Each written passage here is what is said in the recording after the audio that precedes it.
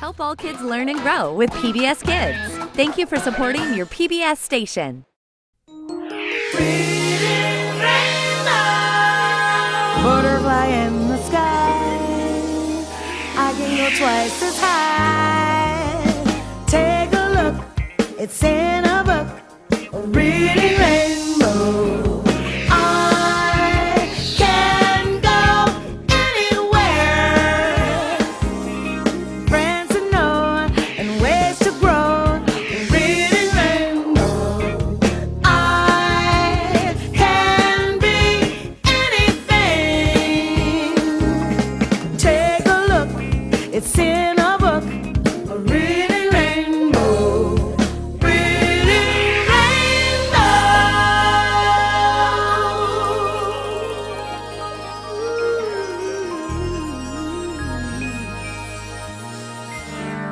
What's that? Oh, I see. Spots on a giraffe. Spots on a giraffe? That's not how I see it. Anybody can see that's two big eyes and a nose. I don't know what you two are looking at, but I see a close-up of a delicious piece of Swiss cheese. Swiss cheese? You've got to be kidding. Giraffe spots do not look like something to eat. Oh, give me a break. It's obviously a face. Plain as the nose on my face, it's a piece of cheese. Wait a second. Hey, wait a second. Let's take another look at this. The way I see it, it's two balloons playing catch. See? It all depends on how you look at it. That's not my point of view. You'd have to be really stretching it to think it's anything but what I see with me. Wait! Since we don't see eye to eye, let's take a look at another riddle. Okay. This one's easy. Sure, absolutely. Yeah, anybody can see that's a closed eyelid. A closed what? From my point of view, it's a somersaulting caterpillar. No. Look at it this way. It's the entrance to a tunnel. Huh? No. Look again. It's the sun passing by a window. Unbelievable. How come you guys can't see better? what's I think in you need front an of you? eye checkups. Hey. Look at this. Maybe we can see eyeball to eyeball this time. Now, from my point of view, it's really a wild hairdo, kind of a bright red afro. No way, man. Anybody can see that's the letter C. No, let me show you. It's a dripping drop of water. Purple water. Purple water? No, look at it this way. It's a rolling hot dog. A red collar. A half-eaten cherry lifesaver. A worm that's just been tickled. A clown smiling. A red nose warmer for a purple nose. Yeah, I see what you mean. Take another look at this. We're all right. It all depends on how you look at it. The riddles you just saw are from this, the Turnabout, Think About, Look About book. And there are lots more in here. These are riddles for your eyes instead of your ears, and the more you turn the book, the more there is to see. The artist who drew the picture shows 4 ways of looking at the same thing, but there are probably 4,000, 4 million, as many of you as are watching right now. That's because we all see things in different ways, our own special ways. We also have our own unique ways of hearing, smelling, tasting, and touching. That's why I love coming to the Farmer's Bazaar, where I'm surrounded by all the colors of the rainbow, and as many textures and sweet-smelling aromas as there are fruits and vegetables here. Everybody loves to try their own hand at using their senses to discover the juiciest, ripest, and the most delicious of the market's pick. These are some of my best bets for today's tastiest treats. What do you think this is? The burning hot surface of the sun? A sponge? No, it's an orange. And how about this? Green coral? Seeds? Of course not. It's broccoli. And what do you suppose this is? A moon crater? A dried up riverbed? Not at all. It's a potato. Let's try another one. This could be lizard skin or a leaf, but it's not. It's an onion. You've been looking through a very special camera lens that lets you see ordinary things, things you've looked at almost every day of your life, in a brand new way. I'm sure you know lots of people who use special lenses to see all the time. Arthur could really tell you the importance of wearing glasses if you need them. He found out the hard way, and that's what this book, Arthur's Eyes, is all about.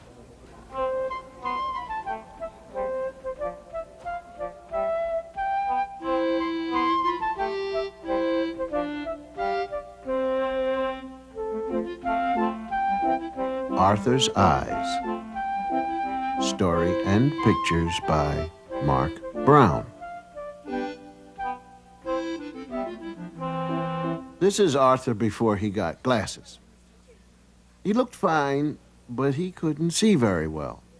And sometimes he got headaches. Arthur had to hold his book so close that his nose got in the way. He couldn't see the board. Francine had to read Arthur the problems. "Are you blind?" she always asked. Francine got every problem right. Arthur didn't. No one wanted to play with Arthur.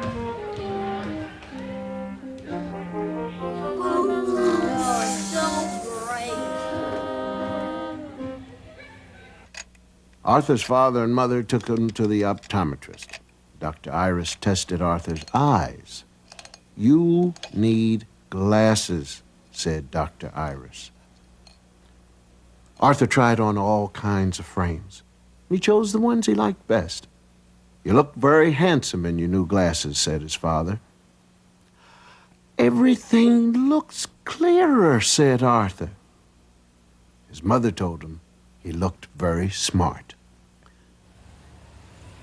But the next morning, his friends laughed at him. Francine called him Four Eyes. "Sissy," shouted Buster. None of Arthur's friends wore glasses. No one in his family wore glasses either. Arthur felt awful. He didn't care if he could see. He didn't want to be called Four Eyes. Arthur decided he would lose his glasses. Arthur put his shirt in the laundry. In the front pocket were his glasses. His mother found them the next morning. "You have to be more careful, Arthur. You're lucky they weren't broken." That day at school, Arthur hid his glasses in his lunchbox. He told his teacher he forgot them. But now, things were harder to see than ever. When Arthur walked down the hall to the boys' room, he had to count the doors. He opened the door. Francine was talking. What was Francine doing in the boys' room? "Get out of here!" screamed Francine. "This is the girls' room!" Arthur couldn't find the door. Now all the girls were screaming out in the hall. Doors opened. Teachers ran out. The principal appeared. Everyone was looking at Arthur. Arthur turned red. He wanted to hide. The principal took Arthur to his office. Then Arthur's teacher talked to him. "Why don't you keep your glasses in a case in your pocket as I do?" he asked. "You wear glasses?" asked Arthur. "Yes, for reading," said his teacher. He took them out. They looked just like Arthur's, brown. Suddenly, Arthur felt better. He went to his lunchbox, and he put on his glasses. In gym, Arthur made 10 baskets. Francine made 4. That afternoon, Arthur didn't need Francine to read the problems on the board. He got every one right. Arthur could see Francine's paper. She missed 2. After school, Francine asked Arthur to be on her team. "I'll consider it," said Arthur. The next morning, Arthur was very surprised when he saw Francine. "They're my movie star glasses," said Francine. "But there isn't any glass in them," said Arthur. "It doesn't matter. They help me concentrate and make me look beautiful," said Francine. That afternoon, a photographer took the class picture. "Just a minute," said Arthur. He took out his glasses. He carefully polished them and put them on. "Everyone ready?" said the photographer. "Wait," said Francine. She ran to get her purse. She took out her movie star glasses. "Okay, I'm ready too," said Francine. "Smile," said the photographer.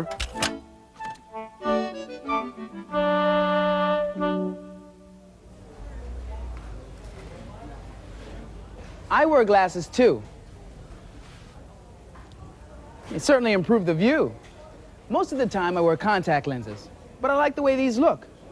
What do you think? I got a complete eye checkup, including a test for color blindness. You ever have one? Let me show you. I got this from my eye doctor.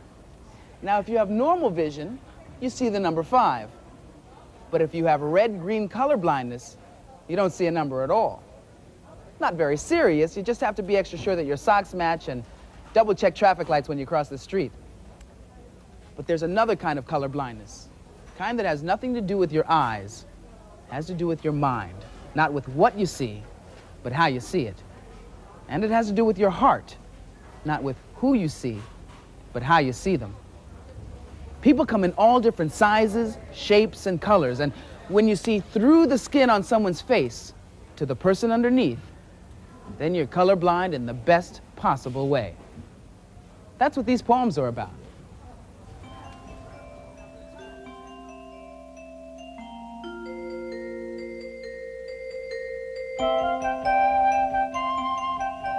I think the real color is behind the color. That skin on my face is for cold mornings and the cool breezes of some summer afternoons. Under that skin and under that face is the real face. I have all these parts stuffed in me, like Mama's chicken and biscuits and Daddy's apple pie and a tasty story from the family tree. But I know that tomorrow morning I'll wake up empty and hungry for that next bite of my new day. Imagine I am standing with one foot in Africa, for my ancestors dragged away from their homes and lands and tribes to sail to America as slaves. One foot in Europe, for my ancestors living in their ghettos, in their Polish and German villages, until they sailed to America to find a new home and life.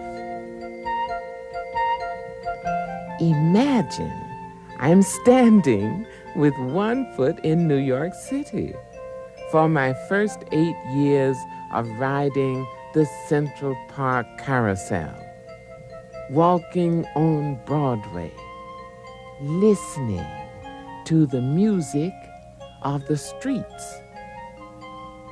One foot in Ohio for my present time of summer corn and the smell of hogs after rain.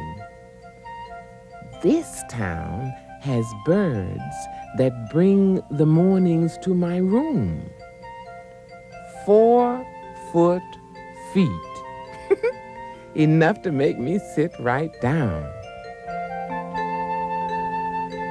The way I see any hope for later, we will have to get over this color thing and stop looking at how much brown or tan there is in or on this woman or that man, and stop looking at who is a woman and who is a man. Stop looking. Start loving.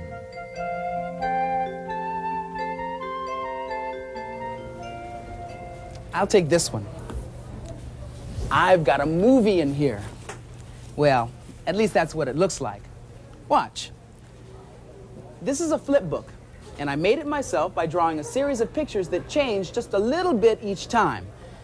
Now, if you look at them quickly, you see the action of his arm instead of the individual pictures. That's how most animated movies or cartoon films are made, frame by frame. Anyone with a little time, patience, and a pencil can create one. Making a movie is one way of showing other people your own personal way of seeing and hearing the world. Now, here are some young filmmakers who are doing just that. Close your eyes and listen to the music and see what picture you get in your head.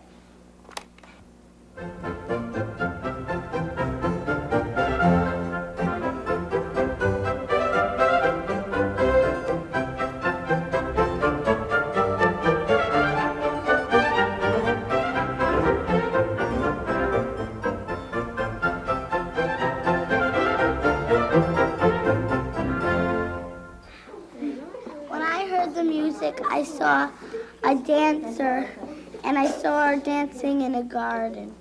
And I saw her moving her legs and arms and spinning. She dances in her backyard, and her backyard's really a garden. And she has 5 flowers growing, and every day she leaps over them. I like to sing, and I like to dance to music, and I like ballet. That's why I made a ballerina in blue, because blue is one of my favorite colors.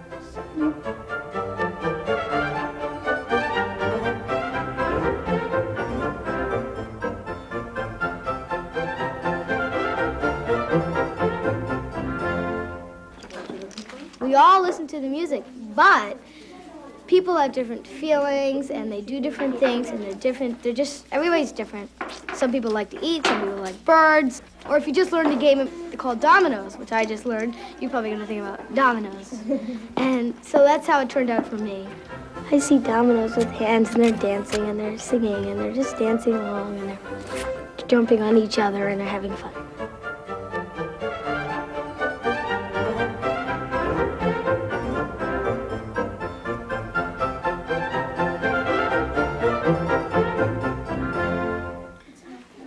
One advantage of working with a partner is if you're not sure of something, you could just consult your partner and see what he thinks about it. Yeah, so if you have the slightest doubt about if something good or bad, you can just ask him, and then if they think it's bad, you get rid of it. I see blocks going around, and then they're coming into shapes, and then it goes into 3 different parts, and it just keeps on circling and circling.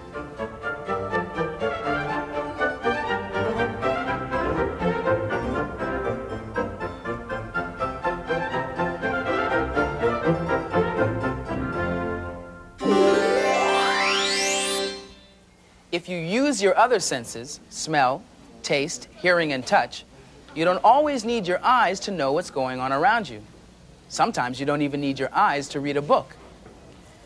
Meet Rolly. He's small, round, and very curious, and he wants to explore the book he lives in. This book, Rolly Goes Exploring, can be read by blind or sighted children. If you can't read the words with your eyes, you can read them with your fingers. These little raised dots are a special language called Braille. Blind people use it to read and write. Each set of dots is a letter or number that you can learn to read with your fingers, just like you can learn to use your other senses to read. I'll show you what I mean. Reading a book with my fingers makes me realize how much I see the world all the time without using my eyes. You can't always tell how ripe a melon is just by looking at it. You can't tell if it's sweet and ready to eat unless you smell it, squeeze it, even listen to it. Lots of times you can hear what someone has to say by using your eyes instead of your ears. Watch, you'll see what I mean.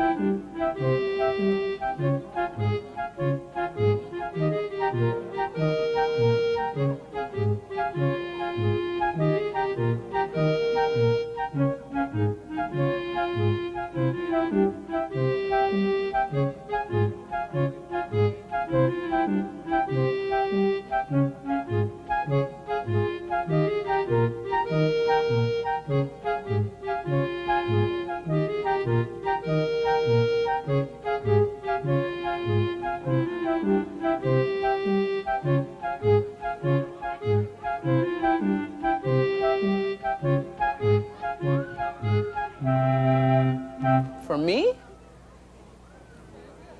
You see what I mean?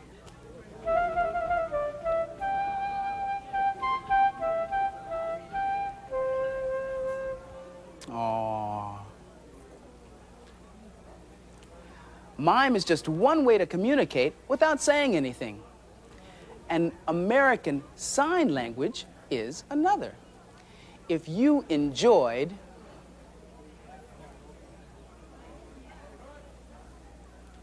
Arthur's Eyes, here are some other books you might like, but you don't have to take my word for it. H-E-L-L-O. Hello, my name is 𝗟𝗲𝗀𝗀𝗀𝗀, and that was American Sign Language. It's a way of communicating without words. And if you want to do more of that, you should read a book called A Show of Hands. It's a book about a boy who doesn't believe in sign language till he meets a girl who's deaf and then finds out he's been using it all along. He used things like shrugging his shoulders if he didn't know the answer, raising his hand if he did, waving to a friend across the street, or just twiddling his thumbs. I especially like the pictures in the book. There's even a sign language alphabet. You can learn the whole alphabet from reading this book, and even some words, too. I was kind of nervous about showing you this book, so I hope you really like it. Hello, my name is Robin Martin. Do you have any grandparents who are blind and who can teach you things? This book is called Through Grandpa's Eyes. It's about John and his grandfather who is blind. Grandpa taught John how to tell when breakfast was ready. He used his ears and his nose. He smelled the bacon cooking, and he smelled the marigolds, which didn't smell so good. I learned a lot of things from this book, like using my nose and my ears and how special it is to learn from a blind person. This is a wonderful book, and I hope you read it someday. Namaste, everybody. And in India we say that. It means hello.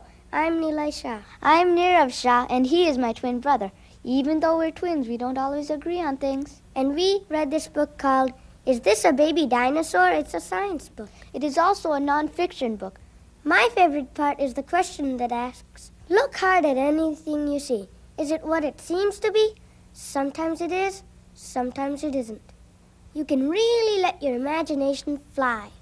But my favorite part is when they ask, could you hang these on your Christmas tree? And the answer is, no, they wouldn't last. They are dewdrops on a spider's web. Nira, I think they should read the book because of the science.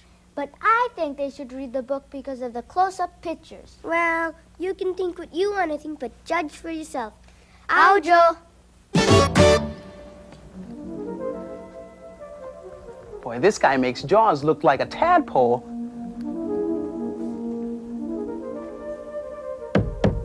Neat.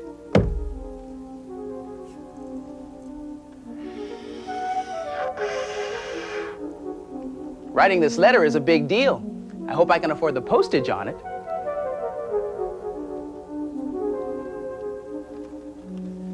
Must be part of a big band.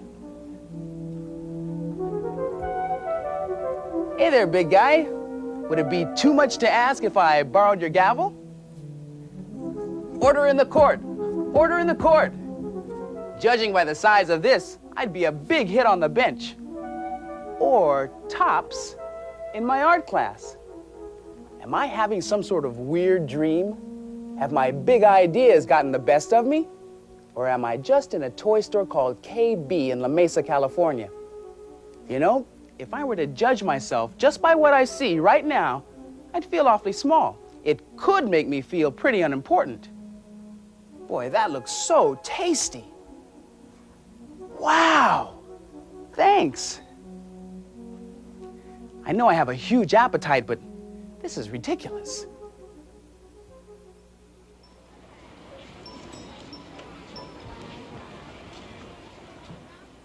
I hope my eyes aren't bigger than my stomach. I'll take that banana, too. Sometimes even the real world can make me feel small. Thank you. Thank you. But you can't measure yourself by the people or things standing next to you. There's always going to be somebody bigger or smaller than you are. Thanks.